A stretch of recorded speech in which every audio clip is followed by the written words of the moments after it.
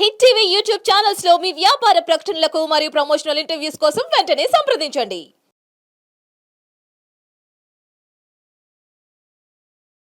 నమస్తే. ఎన్నో విశేషమైన కార్యక్రమాలు, అలాగే ఆధ్యాత్మికమైనటువంటి విషయాలు మన ఛానల్లో ప్రసారం అవుతూ ఉంటాయి. నాతో పాటు ఉన్నారు డాక్టర్ వేదాల రవీంద్రనాథ్ సిద్ధాంతి గారు. ఒక ముఖ్యమైన విషయం గురించి, మనందరం పాటించాల్సిన ఉపవాసాల గురించి. అసలు ఏకాదశి అనగానే ప్రతి ఒక్కళ్ళకి గుర్తొచ్చేది ఉపవాసాలే. ఇక దీనికి సంబంధించి పూర్తి వివరణ ఈ వీడియో ద్వారా తెలుసుకోబోతున్నాం. తొలి ఏకాదశి విశిష్టత. వీడియోని ఎక్కడా స్కిప్ చేయకండి. ఎలాంటి డౌట్స్ ఉన్నా తప్పకుండా కామెంట్ బాక్స్లో తెలియచేయండి. గురుగారు నమస్కారం. తొలి ఏకాదశి చాలా మంది ఉపవాసాలు పాటిస్తూ ఉంటారు, కొంతమంది అవును. నోములు చేసుకుంటూ ఉంటారు. ఏకాదశి చాలా మంచిది అంటూ ఉంటారు. అవును. దానికి సంబంధించిన విశిష్టత, ఆ రోజు చేయాల్సినటువంటి పూజా విధానాలు కానివ్వండి, పాటించాల్సిన పద్ధతులు కానివ్వండి, ఇవన్నీ చెప్పండి. శాంతాకారం భుజగశయనం పద్మనాభం సురేశం విశ్వాధారం గగన సదృశం మేఘవర్ణం శుభాంగం లక్ష్మీకాంతం కమలనయనం యోగి హృద్యానగమ్యం. ముఖ్యంగా విష్ణువుకు సంబంధించి మనం అలంకార ప్రియుడు అని ఇంతకుముందు చెప్పుకున్నాం. అయితే విష్ణువుకు సంబంధించినటువంటి పండుగలు మన సనాతన ధర్మంలో ఎక్కువగా ఉంటాయి. ఎందుకంటే ఆయన పరిపాలనకర్త, తర్వాత ఆయనకు బాధ్యతలు ఎక్కువ. అంటే బ్రహ్మకు బాధ్యతలు లేవు అంటే ఉన్నాయి, కానీ అవి కనిపించని బాధ్యతలు. విష్ణువు ఏంటంటే ఎప్పుడు ఏ రాక్షసుడు ఏది చేసినా ప్రతిదానికి కూడా ఆయన కర్త కాబట్టి బాధ్యత ఎక్కువగా ఉంటుంది. ఇక శివుడికి కూడా బాధ్యత ఉంటుంది, కానీ మరీ విష్ణువుకు అన్ని బాధ్యతలు ఉండవు. ఇక ఆయన రౌద్ర స్వరూపుడు కాబట్టి అవసరం అనుకుంటే ఒకేసారి నేను భస్మీపటలం చేస్తా అని నిర్ణయిస్తాడు. అయితే మీరు ఇంతవరకు విన్నారో లేదో తల్లి, ఈ ఋతువులు ఉన్నాయి కదా, అందరికీ 6 ఋతువులు అని తెలుసు. కానీ వాస్తవానికి పూర్వకాలంలో అంటే ఈ యుగము అంటే ప్రారంభమైనప్పుడు 4 ఋతువులు ఉండేది. అయితే వర్ష ఋతువు, హేమంత ఋతువు, గ్రీష్మ ఋతువు, శరద్ ఋతువు అని 4 ఋతువులే ఉండేవి. 6 ఋతువులు ఉండేవి కావు. అప్పుడు ఒక ఋతువుకు 4 మాసాలు ఉండేవమ్మా. ఇప్పుడు ప్రతి 2 మాసాలకు ఒక ఋతువు అలా మారింది.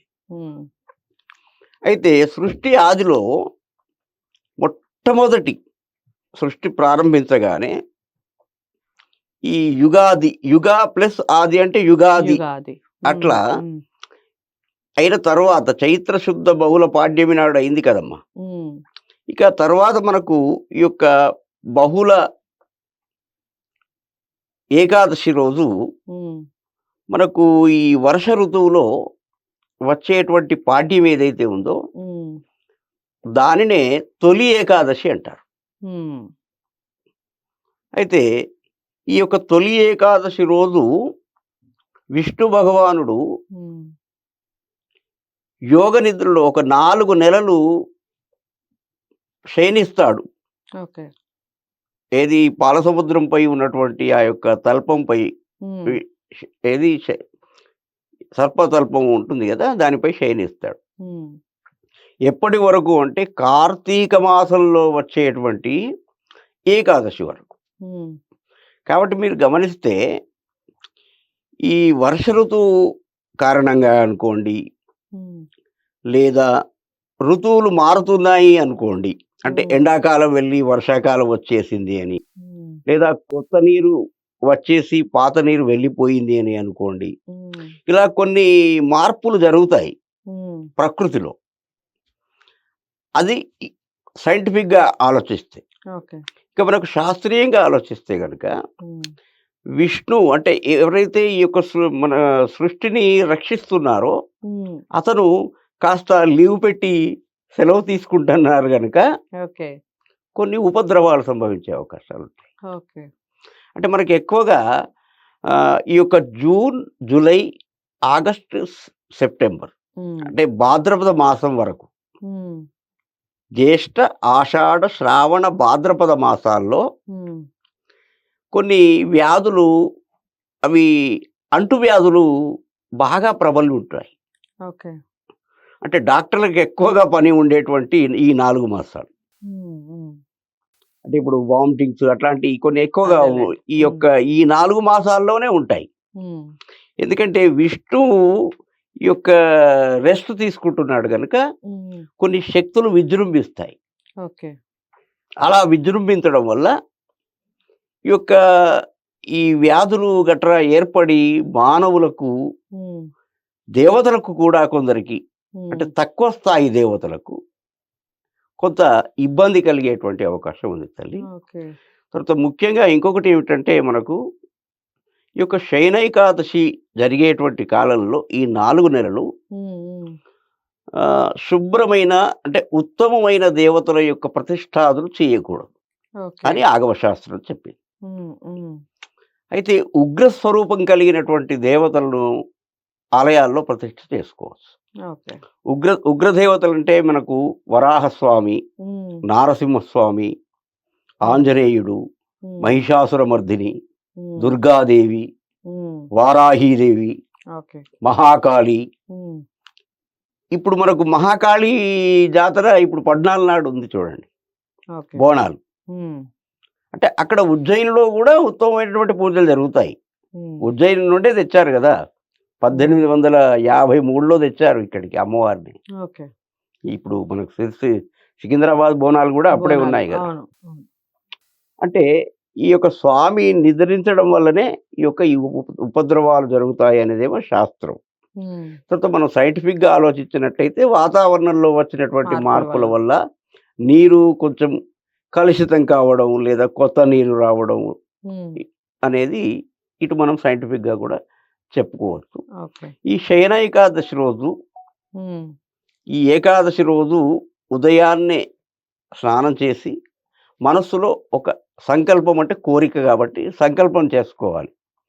నా మనస్సు లక్ష్మీనారాయణుల యందే లగ్నమై ఉండుగాక, ఇతరత్రా నాకు ఏమీ జ్ఞాపకం రాకూడదు, ఆ స్వామివారి పటమే, వారి పటమే నా మనస్సులో ముద్రించబడి ఉండాలి అని ఒక సంకల్పం తీసుకొని వీలైనంత వరకు శక్తి, ఎందుకంటే మనం అన్నీ పెట్టలేము, కొండంత దేవుడి కొండంత పత్రి పెట్టలేము అన్నట్టు శక్తిోపచారంగా మనం స్వామివారికి మనకు తోచిన కాటికి నైవేద్యాలు, నీకు ఏమీ లేకపోతే ఇంత పచ్చడి పెట్టి 4 మెతుకులు పెట్టండి, అదే నైవేద్యంగా పెట్టేసేయండి, ఏమీ తప్పు లేదు.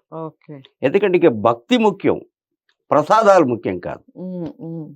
అట్లా అలా చేసి స్వామికి నైవేద్యం పెట్టమన్నాను కానీ మీరు తినండి అని నేను చెప్పడం లేదు. ఏకాదశి మొత్తం ఉపవాసంగా ఉండాలి.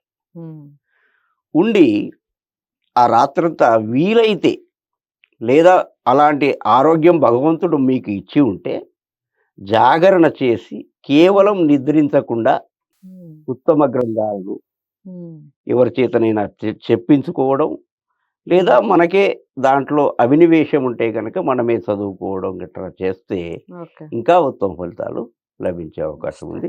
విష్ణు సహస్రనామ స్తోత్రం మాత్రం తప్పకుండా చేయాలమ్మా. వీలైతే 41 లేదా 21 లేదా 11 లేదా 5 లేదా 1, ఇక అధమపక్షంగా నాలాంటి వారికి ఒక్కటైనా చేయాలి. చేసి తెల్లవారి ద్వాదశి వస్తుంది కదా, ద్వాదశి రోజు యథావిధిగా మళ్ళీ స్నానం చేసి పునః పూజ చేసి స్వామిని ఉద్వాసన చెప్పి, స్వామివారికి మంత్రహీనం క్రియాహీనం అని ఒక మంత్రం ఉంటుంది, అది చెప్పి స్వామికి ఉద్వాసన చెప్పాలి. ఉద్వాసన చెప్పేసిన తర్వాత అప్పుడు స్వామివారికి నైవేద్యం పెట్టేసినాకనే ఉద్వాసన చెప్పాలి. ఉద్వాసన చెప్పిన తర్వాత తీర్థ ప్రసాదాలు స్వీకరించి అప్పుడు మీరు ఏమైతే భోజనం చేసుకున్నారో అప్పుడు భోజనం చేయాలి.